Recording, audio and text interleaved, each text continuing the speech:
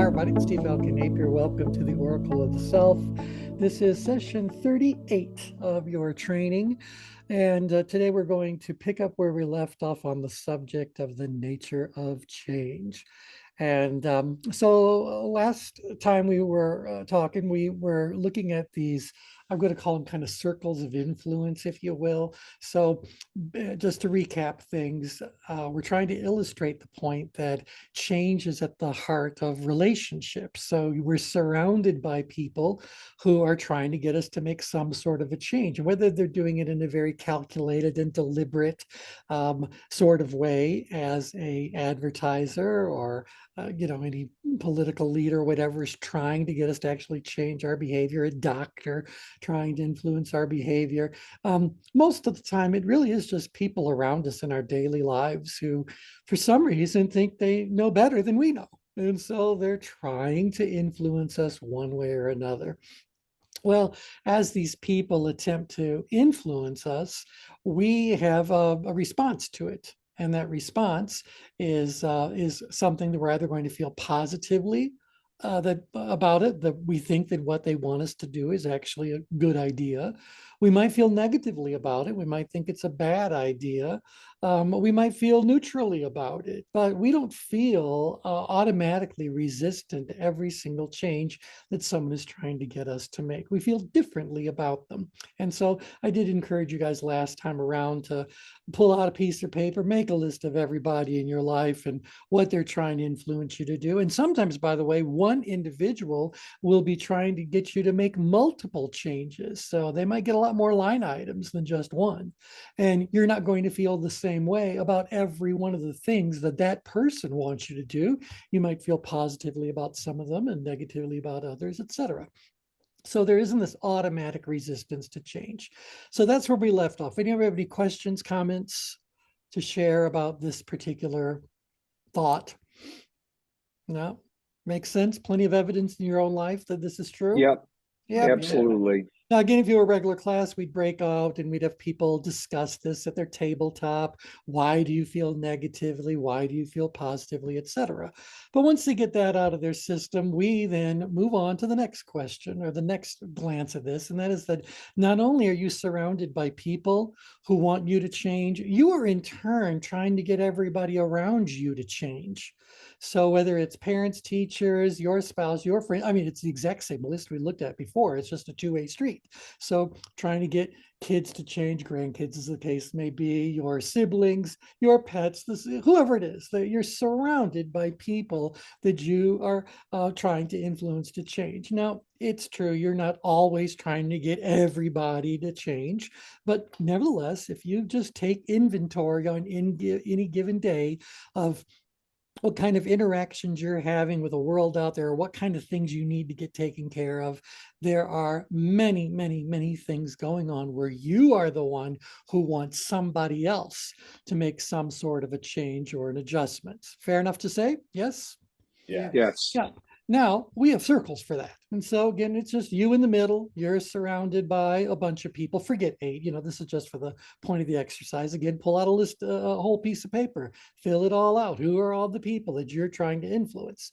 And as you think about who you're trying to influence, think specifically about what you're trying to influence them to do.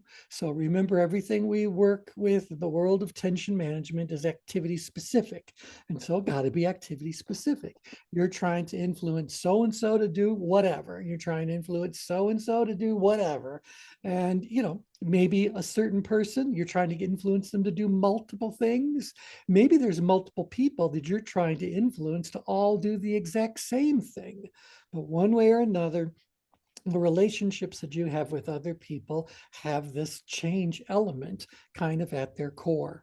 So now, I could say to you now, as you think about each one of those changes, do you feel positively, negatively, or neutrally about each of the changes you're trying to get people to make? Well, that's not the right question, because I already know the answer to that question. And the answer is you feel positively about every single one of them, right? Think about that. Right. You're trying to influence them to do something. You wouldn't be trying to influence them to do something if you didn't think you knew better or you had a better option for them or whatever. So I already know that kind of like by default, you feel positively about all the changes that you're trying to get other people to make. You see the logic. It's all crystal clear for you. So we don't need to have you answer the question as we did last time around. How do you feel about this change? Do you feel positively, neutrally, or negatively? No, no, no. Instead, the skill we want you to exercise is to be able to figure out how do they feel. So I need you to project yourself into their mind. Don't answer it like you think they should be answering it, but instead go ahead and enter their mind space if you can and answer the question on their behalf. Do you think they feel positively, negatively, or neutrally about whatever it is you're trying to get them to do? So a little bit of a variation, but this is most definitely a critical skill when it comes to just general influencing skills.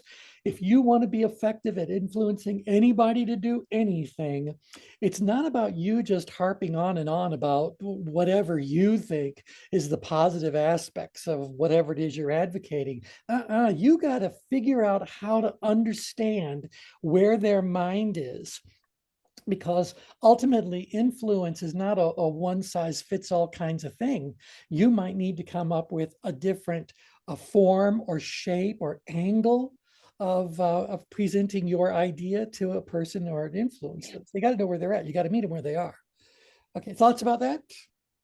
Hey, that's awesome. It seems like Interesting. that's a leadership thing, like Yeah, a true leadership issue, especially yeah, like your head of the family or any of those kinds of things. I don't think that's often thought about or practiced. yeah, At, yeah, yeah. No, because we instead just try to go out there and keep making our case over and over and over. Like what the reluctant people need is to hear the message repeated again. That's the problem. They haven't heard it enough. Or we start thinking like, well, obviously they didn't hear me, so I guess I need to get louder. And so I'm going to make the same case. I'm just going to make it louder. So I'm repeating the same message. I'm doing it louder. And then if that doesn't work, and usually it doesn't, then you kind of go like, maybe I need to do it in a different form. Maybe if it was an email, or maybe if I could, send them an article. Maybe it's the way the message has been packaged and presented rather than the content of the message itself. Well, the truth is that it's not about any of those things. It's about something else that's going on. Now, you guys already know the answer to it, but again, remember that if you were a student in this class, the way we're walking through it right now, this is all you know at this point. You know one word: change. And you know that everyone's trying to get you to change, and you're exploring that you're trying to get everyone else to change. We're trying to little by little erode your kind of a reflexive belief that humans are by nature resistant to change. And so when we have people do this, we say, go ahead, put yourself in their mind, answer on their behalf. Do they feel positively, negatively, or neutrally? And you do that. And then I say, now turn to your partner.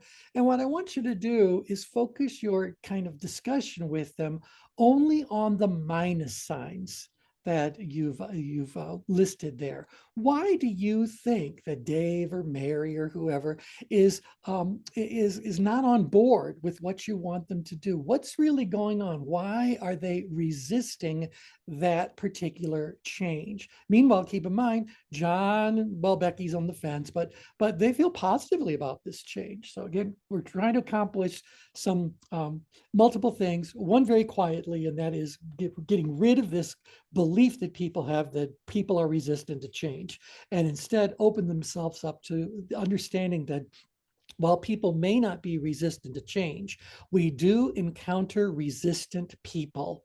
But the people are not resisting the change itself, they're resisting something else What is it they're resistant to? So you guys can imagine if you're trying to influence someone and you're getting any kind of pushback, it would be very interesting for you to understand what is the reason for this pushback. What's the problem about them not going forward?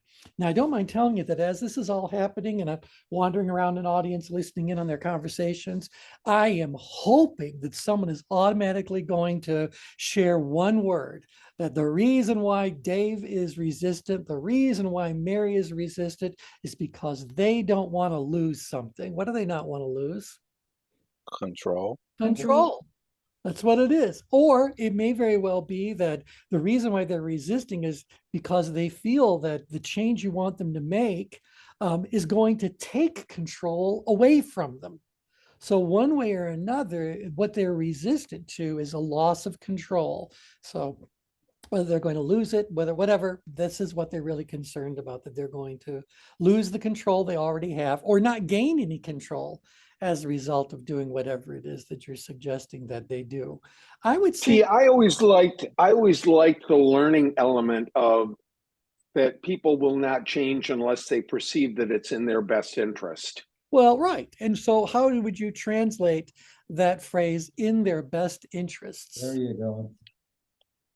You know, what does that really translate into a word? I mean, when I say it's in my best interests, maybe that means it's something that's going to make me, I don't know, safer, more secure, more happy, more healthy. Mhm.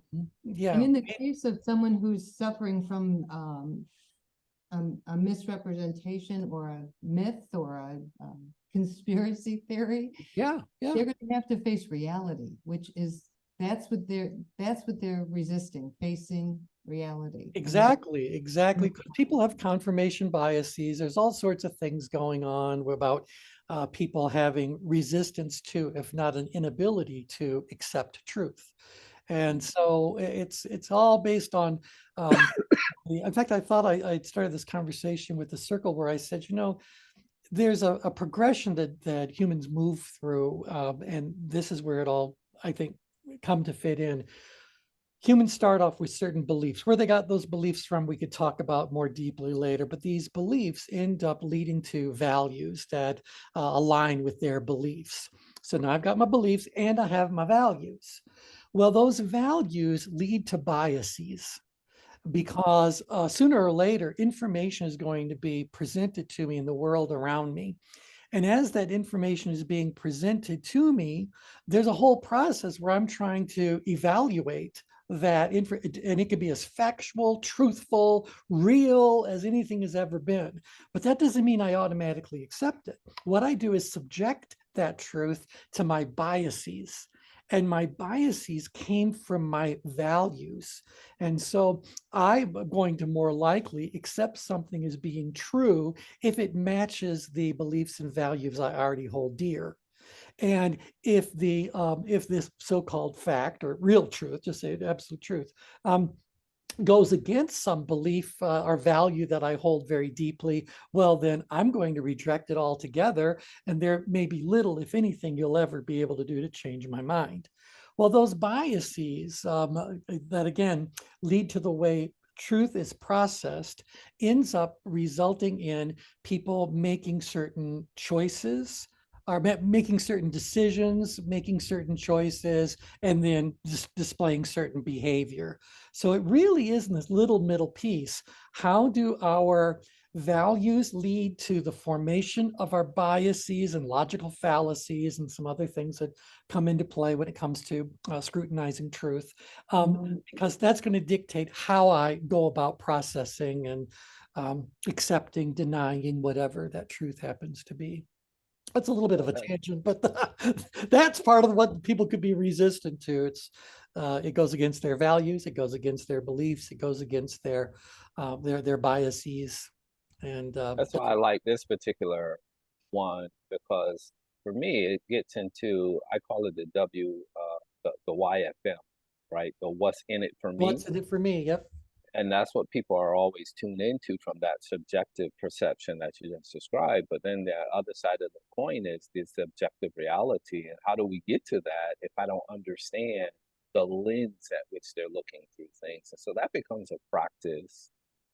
Right. And that becomes the real workload, because if you think about it, ultimately what we're trying to do when we're influencing someone who feels resistant to what we want them to do is we need to understand what those values were that this seems to be going against, or what these biases are, or ultimately what their choices they made, the decisions they made, et cetera. How is this all coming together? Now, obviously, I can't have a conversation of this depth with someone who's only been sitting in a classroom for 15 minutes. And so I have to keep it as, as kind of simple and light, easily approachable as I can. So that's why I'm walking around the room listening for someone to use the word control, so that I can say, so-and-so got that right. The reason why Dave is resistant to whatever it is that I want him to do is because one way or another, he feels like he's either going to lose the control that he's worked so hard to gain, or he doesn't think I'm going to bring him any additional control that's worth the investment of time, energy, resources that he might have to do as a result of what it is I'm advocating. So that's what we're just trying to get people to do at this kind of juncture. Okay, fair enough. You Fair got enough. deeper Yes. on any of that, or so far so good? Very good. Yep, yep, Excellent. yep.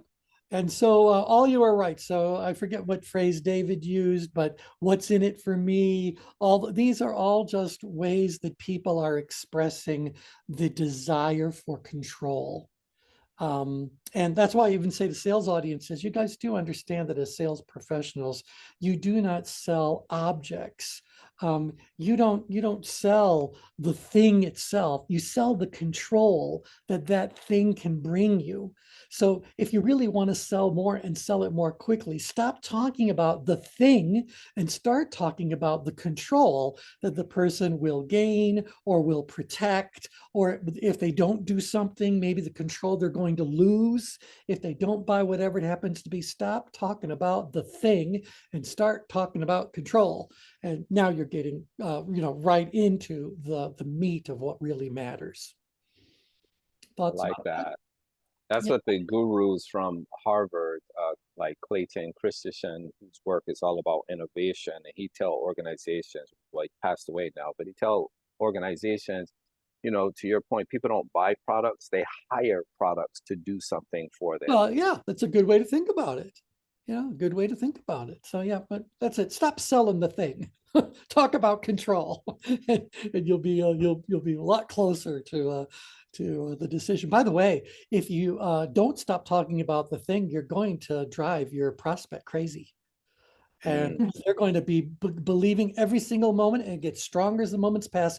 This guy does not get me. They don't understand what's really going on. Stop talking about the thing and start talking about control. And by the way, for all of you, and this is the oracle of the self, you need to apply this in your own social interactions. mhm. So rather than talking about whatever the issue happens to be, it's not about the issue itself. It's about the way that issue translates into, I want to say, impacts in the control equation that people are trying to manage. So, yeah, yeah. Okay, thoughts, comments? All right, then. Now we get to the most difficult. You thought it was difficult to deal with people that are trying to change you, and you think it's difficult for you to influence other people. But ladies and gentlemen, I'm here to tell you that you also want you to change. And so what falls into that category? It depends where you are in life. You want to change your surroundings, your friends, your health, your appearance, your future, whatever, your lifestyle, your financial situation, your diet, your exercise, whatever it is. You're also always actively trying to get yourself to change. Do you think it's fair for me to say that of all the people that you try to influence, you are the most stubborn? Yes. Yes. Yeah, okay. Right, right. And there's a lot going on dynamically that we'll talk about later down the list of slides here. Again, always remember the slide deck is for brand new beginners, absolute infants in the world of this kind of training. You guys are 38 hours now into it. So you know what's really going on, but we got to lead people very gently to this awareness on their own. Again, Oracle of the Self, we lead people on a path of self-discovery. We also have always constructed our programs in such a way that by the end of it, what we really hope we've done is to awaken the wisdom within the person. So they automatically see things in a totally different light. So yeah, anyway, that's what we hope. Anyway, you want you to change, and you can certainly do the same exercise where you decide to write down, here's a whole list of personal changes I want to make, I need to make, whatever it is, just make the list. But then pause for a moment and ask yourself to speak your heart's truth. How do you actually feel about making that change? And you can feel positively about it, negatively about it. You can feel neutrally about it. It can change from one day to the next, from 1 hour to the next, from 1 minute to the next.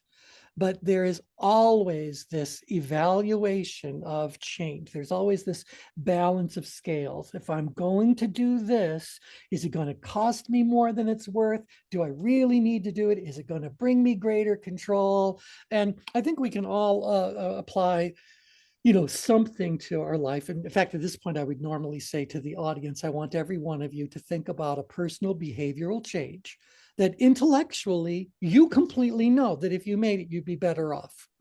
But for whatever reason, it's a change that you haven't really made quite yet. Maybe you've taken some steps toward it, but haven't gotten there yet. Maybe you've succeeded before and then backslid, and now you have to go and do it all over again. Think about some sort of a change that intellectually you absolutely know that it would help you to gain or maintain control, but you're not following through and doing it. And then we give the audience a chance to do that. And then I say to them, now talk to your partners. Why is it that even though you're a smart person who knows what's good for you, you're still not following through and really doing the things that need to be done consistently, whatever metric you want to attach to it. And then we get them to share with it. And what I'm hoping the audience members are going to come up with is that if they really speak their truth, they don't feel as out of control as they need to feel in order to make this change occur. The truth is that as they look at themselves in the mirror or they evaluate wherever they are in life, they go, it's not so bad. I'm doing pretty good. I got nothing to complain about. Yeah, it'd be nice if I had a little bit more of this and a little bit less of that. And it might be nice if, I finished this or started that, whatever. It might be nice, but I don't really, no, I'm just not really on board, or, it's like the wind. Sometimes I'm into it, sometimes I'm not. Can any of you step up to the microphone and say, yes, my fellow students, I have walked that path? Absolutely. In fact, I was going to ask, does the arrow indicates the change things external versus internal? Because I'm always looking at the internal. Yeah, well, in fact, journaling and that kind of thing. yeah, no, in fact, I'm glad you brought that up because I ultimately created a different slide for this one. You'll see I never went on. I didn't do the flesh out positive, negative, whatever. I threw it in for this oracle. And what I really wanted was for the arrows to point both directions. Right. Because you're trying to influence yourself to make this change, and your change is trying to influence you to let it go. And the way that we end up demonstrating this, so what we do in the program is I say the best way for me to illustrate this is with 2 rubber bands. And sometimes I was fortunate enough to have 2 giant rubber bands. And so I would ask for 3 members of the audience to come up on the stage or whatever. And I would just kind of hum along while I'm wrapping a rubber band around 2 of the people, and then wrapping the other rubber band around one of those 2 people and the third person. So there's 2 people that have only got 1 rubber band kind of around their waist, and there's a person in the middle who's completely completely encircled by the rubber bands. If I don't have 3 people, I can also have somebody do it using their fingers. But what I want to do is say to someone, all right, thinking about a particular change that you want to make in life, you are about to enter into a battle between the current state and the desired state. Mm. So here you are in the middle again. And between you and the current state, there is this elastic band that's wrapped you two together. And between you and the other person, they're the desired state. There is a rubber band between you. Now, if you're standing right in the middle, there's an equilibrium to whatever is going on. And so this is what I need you to visualize, that as you move towards the desired situation, what happens to the strength, to the, as you'll learn later, the tension of the rubber band that connects you to the current way of doing things?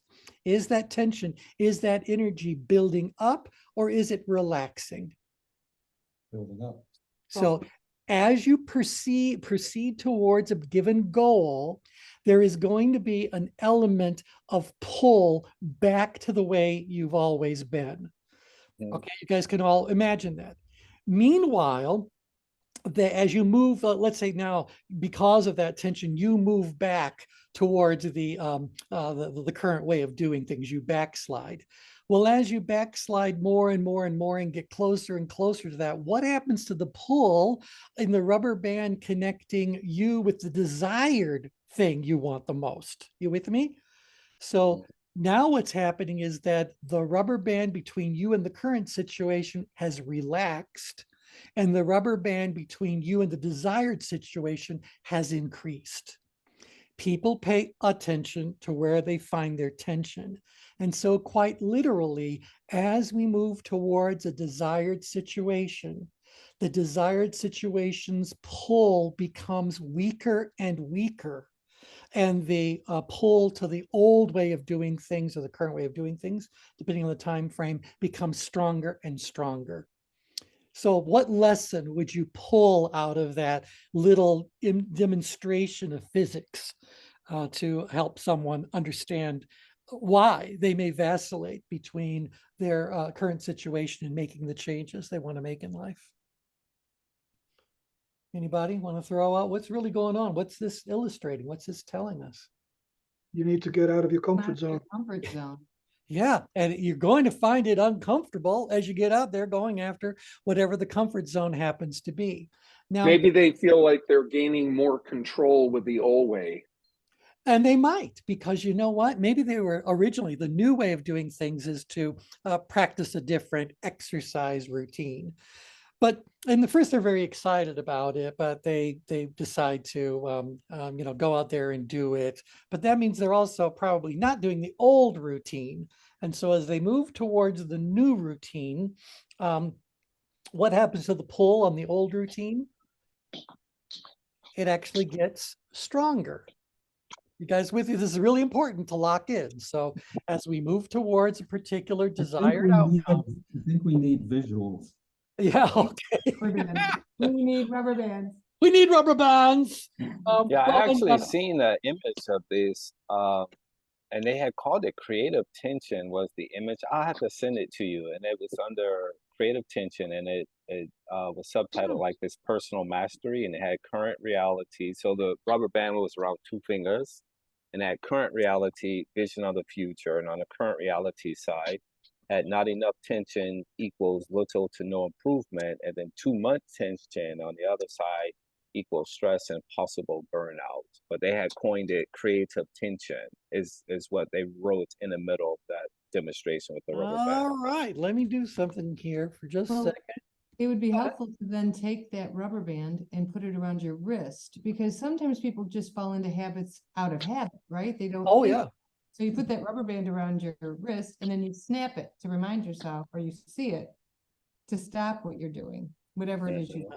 Yeah, yep. Very interesting. Brian, I just found your diagram.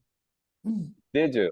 Yeah, let me just, I got to drag it off of there just a second. Yeah, and I got to double click it. So much work. But here it comes. Yeah, this is interesting because, oh, what's happening here? Can you guys see that? Yeah. Yeah. Yep. I'll try to Yes. make it bigger. I don't know why it won't let me. Keep it still, yes. Yeah, well, I'm trying. I'm also trying to get it bigger. There we go. Because Brian, this is illustrating something different, Oh, Yeah. interesting. because it's really demonstrating your vision for your future versus a belief in powerlessness or unworthiness. I would take great issue with this. This may be one of the beliefs that's holding you back, pulling you back because you're doubting yourself.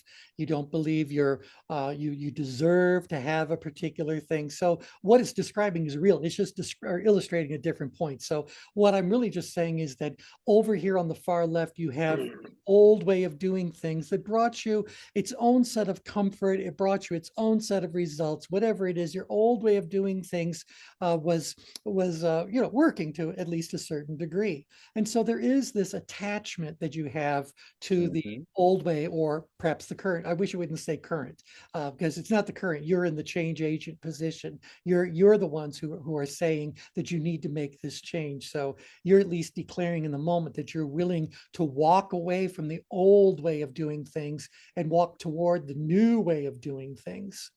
And so forget this creative and emotional, but the diagram definitely is illustrating what I'm saying.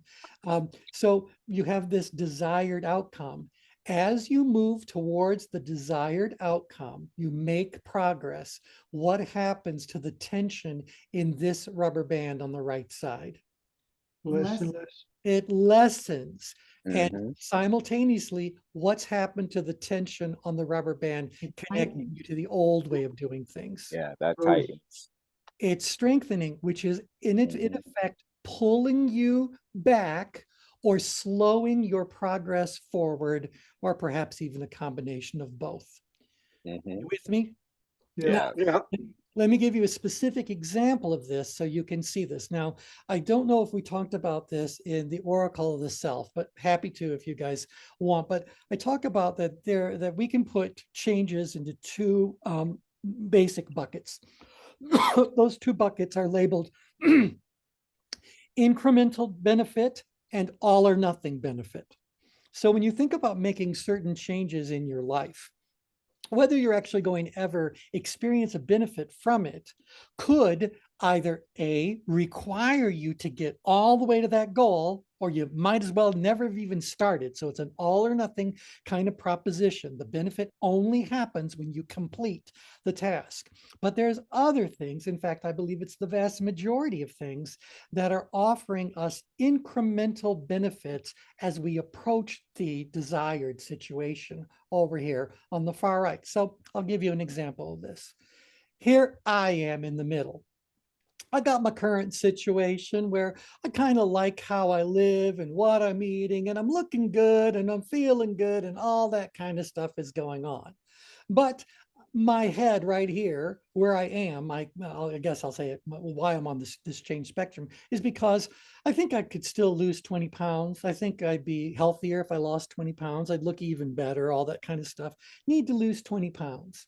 Well, in order to lose those 20 pounds, I don't care what you're following, it's going to it's going to boil down to one thing. You got to burn more calories than you're eating. That's what it's all about. It's about simple math. Everything else is just creative packaging of eat less, exercise more, and you'll lose 20 pounds sooner or later. So I get that. Well, here's the thing. As I move to my vision of what I'm going to look like at 20 pounds lighter, and I'm doing those things and I'm losing some weight or whatever. So maybe I've lost 2 pounds, 3 pounds. Can you feel that I'm deriving an incremental benefit?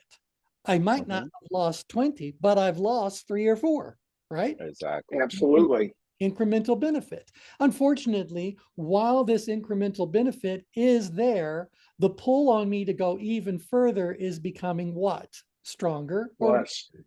Weaker. It's weaker. Meanwhile, what's happening to the pull back to my M&M fixation? You miss them.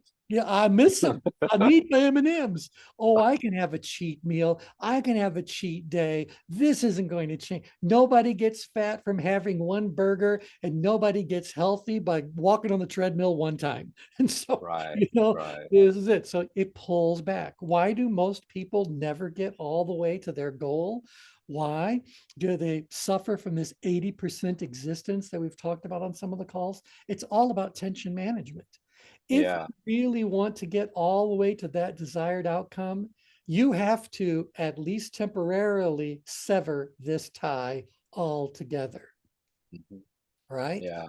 Who was the explorer that burned the ships? Gelling. Was it Magellan? I know it was off the coast of, I think it was Mexico, and he burned the ships and said, "You guys might as well get used to being here because I have We severed ain't leaving the unless you line." swimming. What's that? We ain't leaving unless you swimming. This is right. so there, there you go. So a lot of times when we're doing our work with people that are trying to become finishers in a world of starters, or people that are trying to conquer the 80% existence, this is what we really are talking about. Because we can say to them, not only does this happen, we can predict with uncanny accuracy that it has probably happened countless times. Mhm. So you Yeah. make certain progress and then you get pulled back. The other Yeah. thing that will ultimately happen is that the desired outcome changes. So it's not just lose 20 pounds so you look better. Maybe it's lose 20 pounds because otherwise your heart's going to explode. Right. So Right. maybe we need to change the pull, but ultimately it's about at least temporarily severing the ties to what connects you to your current situation or your past, your recent past. Right. We had actually studied this in one of my neurobiology courses one time. We called it the physics of productivity, and the term hysteresis. And Mhm. hysteresis is the lag between input and output in a system upon a change of direction. And so the hysteresis, what it's basically positing is that you'll snap back, explaining exactly what you just described between the tensions between the left and right. And so Mhm. when people don't take advantage of the incremental change and all they're focused on is that outcome, they'll easily snap back. But if they leverage the incremental change, in terms of like the losing weight, then you can start to duplicate your process. And so that's why the terminology of manage the process, not the outcome, becomes Yes. important, because you can learn along the way. That helps build, these dopamine pathways so that you can usurp this idea of just snapping back so easily just because you see the M&Ms. You train yourself on a whole different mindset and a whole different consciousness. Mm-hmm. Yep. Otherwise, what do end up doing? You make certain progress, or you make great progress and sustain it for a while, but sooner or later, those M&Ms are calling my name, you know? So, and I think that everyone has got whatever their Achilles heel happens to be, but it is this idea that at least temporarily severing this tie. What do you think would happen because here's the thing. If you don't sever the tie, you're going to end up in the middle. You're going to just end up in some point of equilibrium between these two poles. Mm. And that might not be bad if it's an incremental sort of a goal. But if it's an all or nothing kind of a thing, well, then you get nothing. So, Yeah. yeah. All right. Anyway, let me slide that out of the way. T, Yep. I'm thinking all the time, you said a few times incremental goal. And it seems to me that a lot, if maybe not most companies play on this because, keep aiming at the star, or what was it, the sky, so you might reach a star, I don't remember, but Yeah. they keep making these humongous goals, which they know are basically not achievable. Mm-hmm. So that they can be happy with however close you come to. So you could say there was sort of working on mental No, goals. you're absolutely right. And, and again, remember, we didn't invent tension management. So there's all kinds of examples where people are doing all the right things, even though they don't really know what they're doing. We kind of explain the method behind the magic. You're absolutely right, Dragon. I mean, business owners have always, by the way, the phrase is if you shoot for the stars, you'll end up at the moon. So if you want to go to the moon, don't aim for the moon, aim for the stars. Yeah. How it's normally done. You want to overshoot your destination so that Yeah. you are reaching your real goal on your way to reaching some very lofty goal. Obviously, there's some limits to that.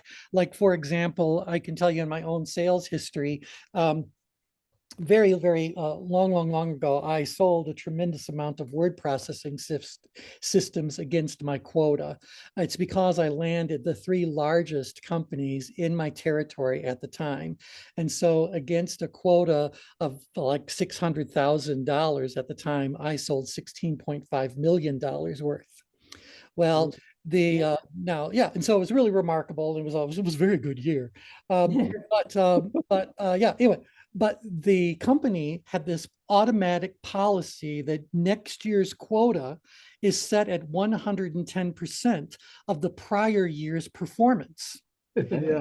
So instead of having a $660,000 quota the next year, no, my quota was now $17.1 million. But I had already closed the 3 largest companies in my territory. There wasn't another $17.5 million that are even possible to have. And so I knew that if I missed my monthly quota once, I'd get a warning.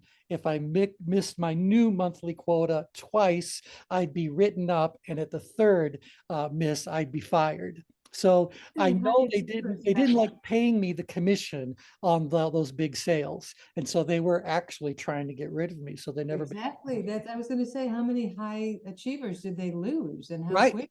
and that's the whole thing. So to Dragon's point, you have to make sure that whatever this lofty goal is still viewed as being something that's in the realm of possibilities.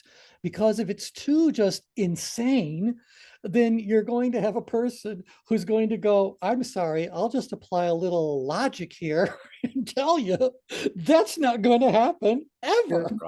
Right. Yeah. Plus, you're not going to out trick your consciousness. It's just Well, you're not going to do it. That's when you'll snap back quite easily, actually. right. Just go like, I'm sorry, give me a different territory. I'll see if I can go do my magic. But I really do believe I was just in the right place at the right time with the right product from the right company, talking to people who had the right need. I just believed all of the ideal factors involved in a sale were all coming together at one time. So I've always considered myself to simply be someone who was very lucky. I mean, I get it. I know I did the right things to have it all come together, but come on. I mean, how often do people that sell for their whole career never encounter the ideal set of circumstances for them to close a deal? It's the way it is. Dragon, So T, what did you do with the job? Oh, that's when I started my own business. Oh, I knew that I was going to be terminated. And so I thought, well, why don't, instead of whatever's going on, why don't I just say, I know how I did things. I know how I closed these deals. I closed these deals because I had been putting together all these principles on tension management. And yet they were in their infancy at the time. But I didn't quit and then come up with ChangeWorks and MasterStream. I'd already developed all this and was using this in my own sales work. And so I thought if they were smart, they would want me to train everybody else in what I was doing. But honestly, I think I was 24 or 23 at the time. And so they weren't going to listen to me. And so I said, fine, I'll take my show on the road. I'll see what happens. And lo and behold, the rest, as they say, is history. So that's actually how I started my company. So yeah. Anyway. All right. So point is, getting back to this one, that the task of getting yourself to make changes, there's a lot there to explore. There's a lot there to understand. And this really is, for most of us, coaches, consultants, this is what the dynamic really is all about. It's not about the conflict that someone might have with somebody else, as much as it's the conflicts that exist within an organization between what management wants people to do and what they are or not doing, or what management wants to do, but why management then doesn't turn around and support whatever's going on. You guys all know this. it is easy for a corporation to throw money at a problem. It's easy for them to bring in a training program and just say, just put everyone through this program and everything will be fixed. It's difficult for them to actually participate in that training and do whatever they could do to make sure that that training program gets implemented after the class is over, that it gets built into how they do things. So they say they want to have this great little change, but the pull back to the lazy way of doing things is so strong that they abandon that. So we deal with this all the time in our world, certainly as consultants and as coaches. Thoughts about that? It's really good. Just the easiest thing to do is throw money, but it never, ever, ever works. It never works, but for Anja, here's I'll speak the truth for everyone who's in private practice on here. We don't care how often you throw us money and don't go through with It's it. called an annuity, right? Exactly. Exactly. The vast majority of corporations are, in the best case scenario, still doing something wrong. And all of us on this call have got products and services and programs and insights and skill sets that we can go in there and easily help people to better understand what's going on, give them all kinds of suggestions. We can put them through the training program. We can do all that sort of stuff. But because of those two rubber bands we've been yakking about, there is an extremely strong likelihood that they will go back to the old way of doing things, because while they might be willing to spend money on the training, they are not willing to spend money on the ongoing coaching, reinforcement, etc., that success in such a program really requires. Yep. Yep. All you guys who do what I'm describing for a living, you all agree. You've met plenty of clients that's exactly what they do. No, they they might not. bird dropping. That's what it's like, bird dropping. Well, it is. It absolutely is. They even use one-day training they give to employees afterwards to complain to them. You had the training. Why aren't you doing any better? That's right. They'll blame you on it. And we always had to laugh when when you're doing something like sales training, management training, these kinds of very common, traditional, essential sorts of training programs that need to be done.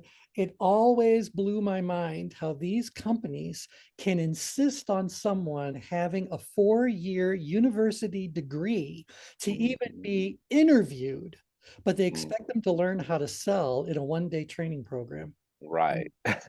We thought they had an appreciation for education, but no, not so much. Not so much. Yeah. Okay. Anyway, that felt better. Thank you all for being my therapist. Okay. So little next thing to kind of move on to is that if you really think about it, not only is change the central activity of the human experience, not only is it the heart of every relationship, we can also say it's the purpose of every job. So if you think about it, no matter what you do, one way or another, what you do is helping somebody else to make a change in their life that they think will be better off. So I don't care if I'm, someone who's designing the products, selling the products, cleaning up the laboratory at night. I don't really care. What I am doing, the changes that I am making inside of those hours of work that I'm doing, the things that I'm doing, or I'm changing things, obviously, are equipping other people to make changes that without the changes I made, they would find difficult, if not impossible. So everyone is a change agent. Through us, other people are enabled to make some sort of change that without us, they would find more difficult, if not impossible. Now, apply that to every role you serve in life. Yeah, if we look at your job, I promise you, I don't care what your job is. I don't care what title you have. I don't care. I promise you, I can show you how you are still serving as a change agent in the work that you're doing. So that's just kind of given. Businesses are all about change. If a business is unsuccessful at helping people make changes, I want to say you help them to gain or maintain control. But again, my audience doesn't know that word yet. And again, just like I said last time around, we have now spent almost 2 hours to get to slide 24. I do all 80 of these slides in an hour flat. And so we really are doing a slow, deep dive into this material. Hopefully you guys are finding it interesting to do this. But I also want you to recognize that you're a change agent when it comes to the relationships you have with friends and family members. No matter what you're doing outside there in your daily life, again, for you guys, between your green and your red circles, it's all someone's trying to influence somebody to do something. And so whether it's Tom and Anja who are trying to get the kitten seen. Oh, by the way, how are our fur nephews doing? Augie's 100% back to normal. Cato, we're still giving him his different medicines, and we're supposed to check back in on Thursday. All right, fine. And so there's still an influencing thing that's going on. I promise you, they have to serve as a change agent when they try to get Cato to take a pill. So it really is all about persuasion. Just kind of know that the value you have, and value is something we'll talk about deeper in this slide set, but the value that you bring to friends and family members and neighbors and all that is that through whatever it is that you do and whoever it is that you are, one way or another, you are enabling that person, supporting that person in making some sort of change that without you, they would find difficult, if not impossible. And so we had an exercise we would do around this where we would have everyone make a list of all of the different ways they serve as a change agent. So in their role as parents, what are these changes they're helping people make? And so ultimately, we get around to this. What changes do you help people make? Whether you're talking about professionally or personally, you should be able to rattle off a good dozen or more different things that you help people make. Now, maybe you're helping them make these changes at their request, and maybe you're the one who's advocating for it. But one way or another, you are able in that role as a change agent to help other people make changes that without you, they would find difficult, if not impossible. Thoughts about that? Does that all make you feel valuable, more goodly? I Good. feel good. Yeah. I feel Yeah. good. Mhm. Yeah, it All feels right. real good. I think this for me is it's quite empowering as I think about, you know, the projects that are on the ground here, and not and to be able to think from that perspective of being a change agent. I'm willing to ask, and I'm going to ask all the physicians here that very question. What changes do you help people make? I'm very interested in hearing this because, you know, All right. the space has always been based on this patriarchal thing of, you know, you're going to do what I tell you to do because there's a symmetry of information, right? I have the information you need. Yep. And I think that's backwards, I especially think if we it is want people backwards. to take, you know, greater control over their own health. So I'll be very interested in hearing. Well, and so let me share with you how I've used this. If I've been hired to do more of a motivational sort of a thing, this ends up being a real central point. And it works like this. If I said to a sales representative who's selling a high-tech item, what changes do you help people make? And they say, well, I help them take care of their accounting problems. I don't think that the person is going to walk away feeling very much pride if that's where we stop it.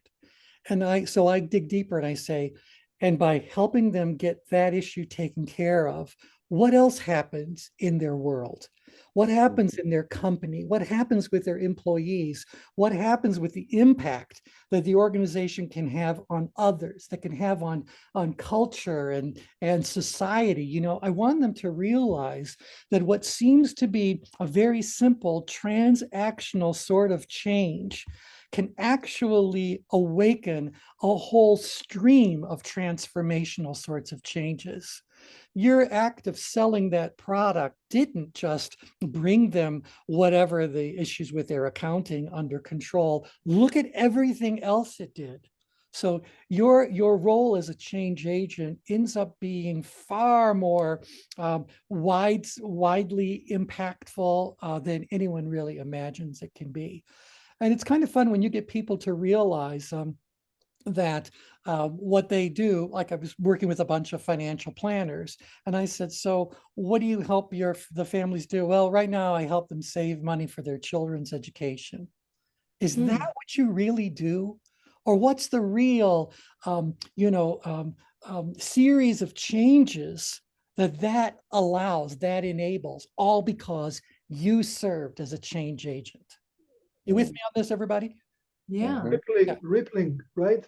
Yeah, it's a rippling effect. It really is. That's not to suggest it's automatic. There's other work that needs to be done, obviously. We all saw the rubber band, so things can be pulling us. And by the way, who says you only have 2 rubber bands wrapped around you? You could have 3 or 4 or 5. Who knows?